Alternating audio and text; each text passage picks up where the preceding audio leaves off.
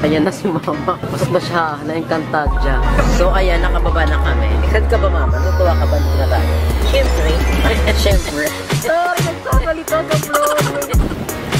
Go, mama. Kaya mo yan. Ay, hindi ka wala to. So, ayan, nakain mo na kami ni mama. Yung check-in kasi namin doon, alas 3 pa. Ngayon yung kay mama, gulay siya.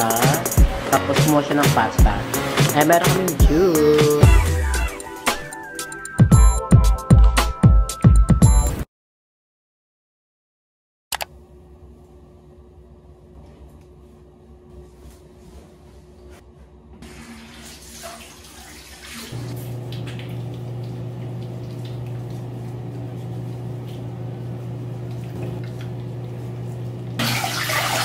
So, hi mga mama, welcome back to my channel. So, today's video, ito na yung second day namin ni mama. Hindi na ako nakapag-update pa kasi, ano bang kwento nito?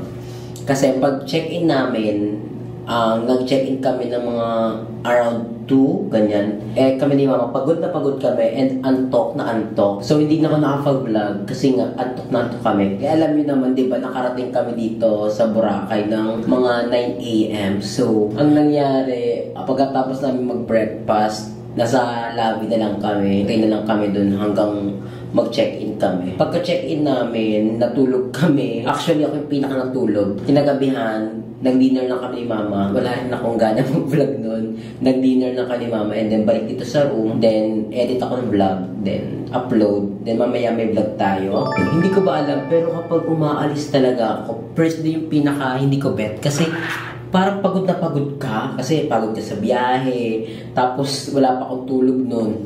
Kaya, pinaka-ayaw ko talaga is yung first day talaga. Kasi, ayun yung nakakapagod, nakaka-drain. And ngayon naman na full energy na tayo. Nabawi ko na yung tulog ko.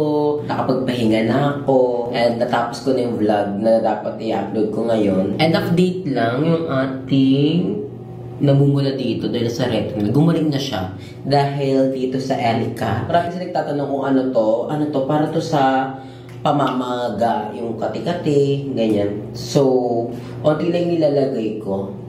Ako. Maganda kasi to. Tapos, hindi kasi pwedeng madami kang ilalagay. Hindi na siya katulad nung last vlog ko na OA talaga yung pamumula niya. Parang nagawa kong ang tawag nun. Parang crinkles. Dahil gumagamit lang ako ng moisturizer para at least extra protection. Si mama nasa labas, nag-cellphone, kinakamusta siya ng kanyang mahal na pamangkin. Ay, nakapo pala. Kasi si Aliyah, hindi alam ni Aliyah na alis si mama. So, yung umalis si mama, pagkagising niya, wala na. Hinahanap niya kung nasaan. Kita ko lumabas ngayon kasi maganda ang sunrise dito sa Siargao. Ay, Siargao, sa Boracay. Hindi ako fan ng sunrise. Mas fan ako ng sunset talaga. Kasi sunset yung palubog ng araw. Ang ganda talaga. Tapos gabi, night party, ganyan. Eh yung gusto ko. Kasi ako talaga yung tipo ng tao na mas active talaga ako sa gabi. Ayun ako. Para akong Magdalena, diba? Ito naman, ang nilalagay ko. Kasi one time, naglagay ako ng ganito. 2-finger ginawa ko. Which is yun daw yung tamang routine ng paglagay ng sunscreen. Pag to-apply ko, yung puti! Kagod, kaya onti lang nilalagay ko kasi ang OA ng puti. Pero mali kasi itong ginagawa ko na maglalagay ka ng sunscreen tapos unti lang. Parang baliwala lang din siya sa araw. Pero dahil mas priority ko yung magmumukha kong maayos, unti lang nilalagay ko kasi ang puti talaga niya sa mukha. Merong pre-breakfast dito sa hotel. So mag-breakfast tayo. Hindi rin ako pa ng breakfast tayo. Pero dahil sayang naman kung hindi naman iaabil ni mama. Diba? At may nag-comment sa vlog kung paano kayo pumunta ni mama. Lumawi po kami ni mama. Sorry lang. Ang ginawa ko, nagpabook ako sa Happy Horizon. Doon ako nagpabook kasi naisip ko, nung nagpa-block na kung pumunta kayo ni mama dito sa Boracay, dapat na gagawin ko is DIY. Pero nung napanood ko sa TikTok, yung mga gagawin, yung pupipila ka pa, tapos magabayad ka ng ganyan, ng environmental fee, tapos basta ang gulo. Sabi ko, ay hindi na, ayoko nang magpaganyan-ganyan. Ang ginawa ko na lang is nag-book na lang ako sa Happy Horizon. Ayan yung kanilang Instagram account and kanilang FB page. Diyan na ako nagpabook kasi parang mas less hassle. Actually, pagbaba namin ng aeroplano ni mama, hindi na ako nahirapan kasi paglabas ko ng exit, pumunta na ako sa counter 15 and then sinabi ko yung name ko. Tapos yun na, sinundo na ako ng van. Tapos ang banga pa sa van kasi kami dalawa lang ni Mama. So parang nakakasyala yung mga ganyung vibes. Lalo na first ni Mama. Para sa akin naman, mas worth it yung papabuka lang sa agency. Kasi para sa akin, mas nakakatipid ako kasi mas important sa akin yung peace of mind ko. Ayoko na kasi yung parang pagbaba mo ng plane, bababay ko pa ng ganyan. Kasi nangyari sa akin, Mama, diretso na kami ng counter 15. Sinabi ko name ko, din yun na. And sumakay kami ni Mama ng speedy boat, bongga, kasi kami lang ni Mama yung nakaupo dun. Para kaming private person. So nakakatawa kasi sa first time experience ni Mama dito sa Boracay, may pa ganung eksena, kaya hindi na ako nahihirapan. Kaya kung nagbabala kayo mag-Boracay or kung saan nyo man bet, try yung mag-book sa Pure Rising. Kasi nalas talaga yung stress ko na kung ano pang gagawin. Kasi ang babay din ng mga staff. So ito lang yung good morning look natin. Ayun no, hindi na ako magpupulbo. Ay, magpupulbo ako, konti lang. So tara na mag-breakfast na tayo. And hindi pa pala ako nakakapag room tour dito, hotel tour. Puro after namin ni Mama mag-breakfast, i-hotel tour ko kayo. Kasi ang cozy talaga, ang sarap ng tulog ko dito. Kasi yung ilaw, color yellow, so nakakantok yung ilaw niya. Tapos yung kortina ang ganda. Kaya kain na muna kami ni Mama ng breakfast and then update ko kayo later. So ayan si Mama, bagong ligo. Ayan, kamusta tulog mo, Ma? Ang sarap. Yes, no. Naka-lipstick si Inday. Pasabog siya. Dapat mag-breakfast kami ni Mama. Mga 9 pa, ganyan. Kasi ang last call, 9:45. So, dapat mga 9 kami kakain. Pero naisip ko na, baka maubusan kami. Dapat kami yung unang makakapag-breakfast doon. Pero nililipilan naman nila yung mga breakfast. Pero syempre, parang masaya pa rin kapag ikaw yung pinakauna-unang kumain. Ito na lang yung susuotin ko, pantulog. Para at least, parang good morning breakfast talaga yung eksena natin. So, ayan, yung pagkain namin ni Mama. Ayan kay Mama. Pasabog. Ito sa akin. And coffee. Breakfast with Mama.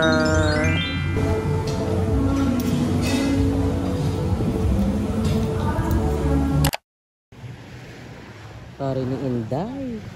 Cellphone lang siya. So, ayan. Kakatapos lang namin kumain ni Mama. And, ayan. Hindi po.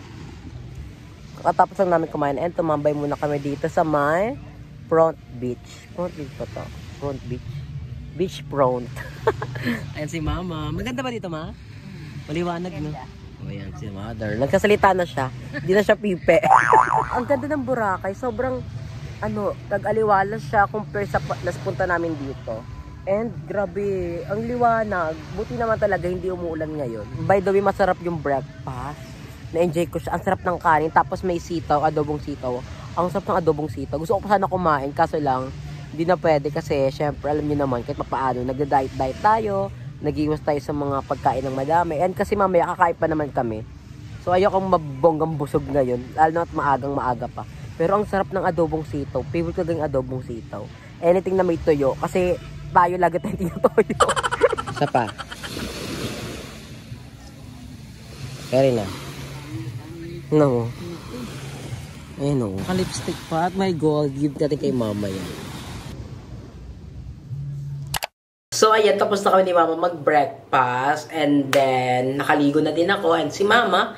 And ito yung outfit ko bago kami lumabas. Pero, bago tayo lumabas, i-room tour ko muna kayo. Kasi, bago pa maguluhan tong room namin, i-room tour ko na kayo. Kasi, maganda talaga ang cozy dito. Tapos, yung ilaw, tulok na ilaw, ganyan no, nakakaantok. Bet ko yung mga ganyang ilaw kasi nakakaantok siya. Parang naano niya yung mood mo para antokin ka. And by the way, shoutout pala sa outfit ni Madam Ivan. Sa kanya to, hiniram ko to sa kanya. Sabi ko, Madam, magbuburakay kami ni Mama. Sabi ko, pera ako niyan.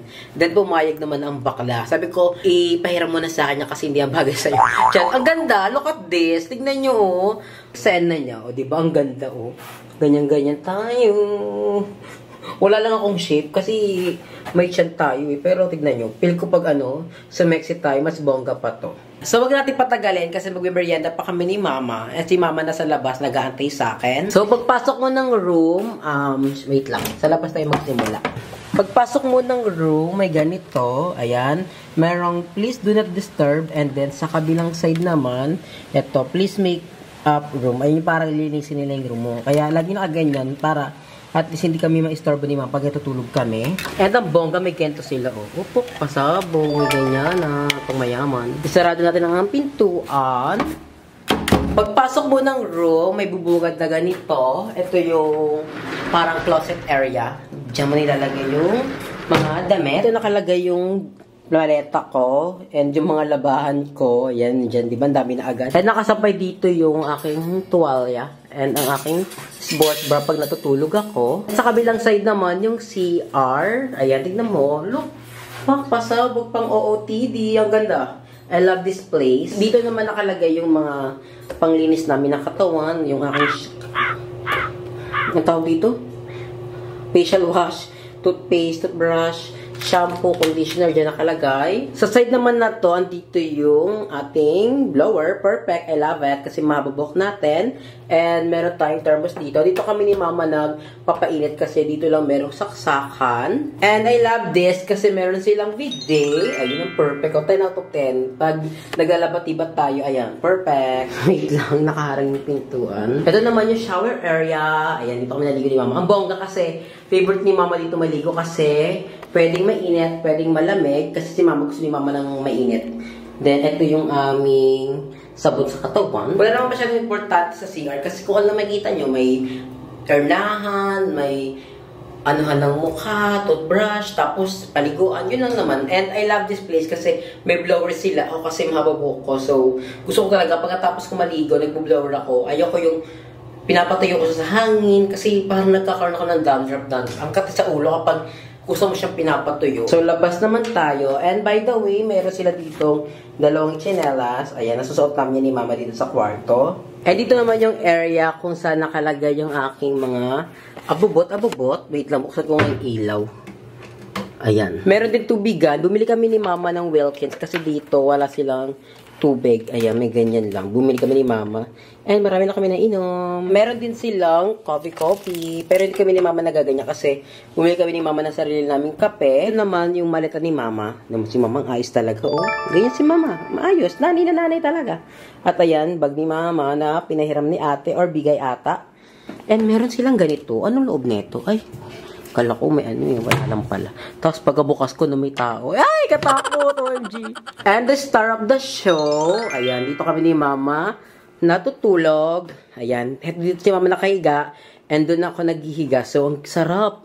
Perfect, I love it. Kasi malawak siya, oh. Si mama nakakahiga dyan ng maayos. And dito naman, meron sila dito ganyan.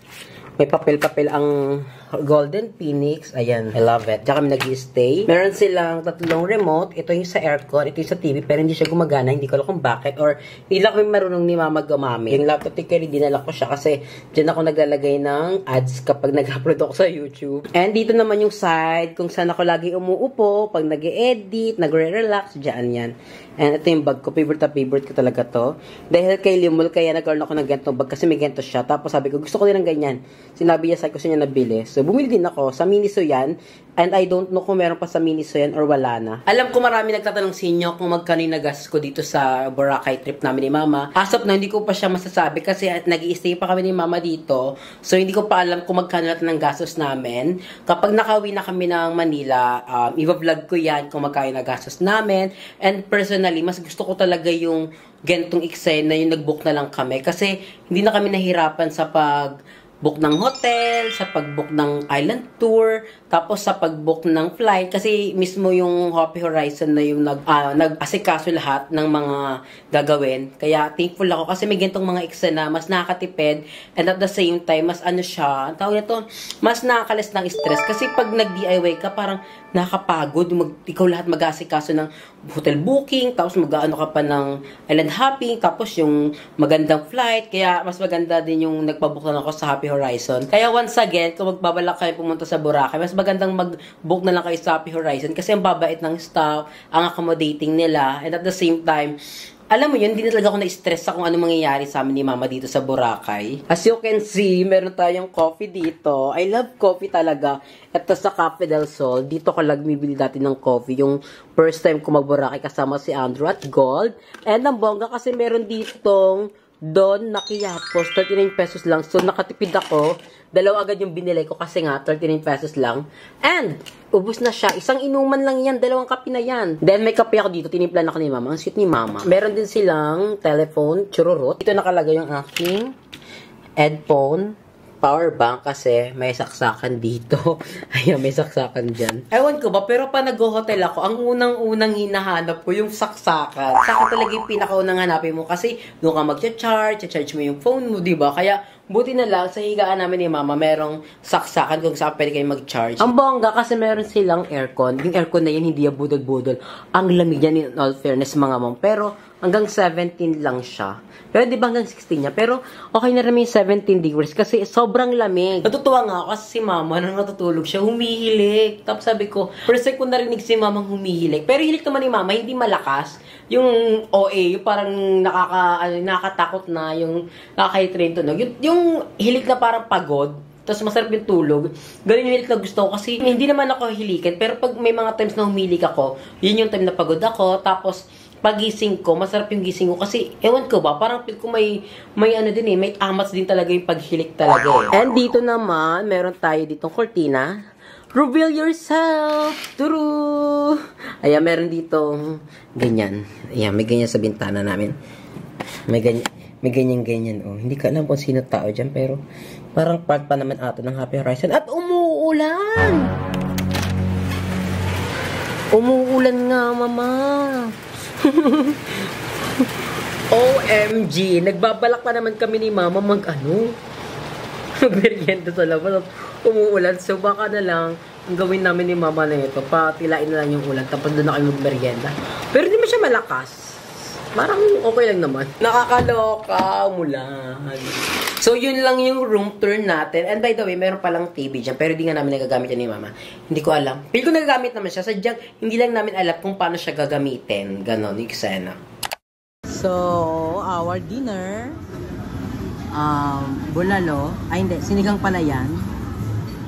Then, bagoong rice. Yummy. Sarap po. May egg pa tapos bagoong. With Mama. Dinner. Sa pawa. Tukrito.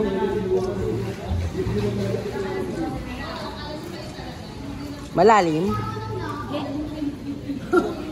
Dinadamihan ko na para marami kang makuha.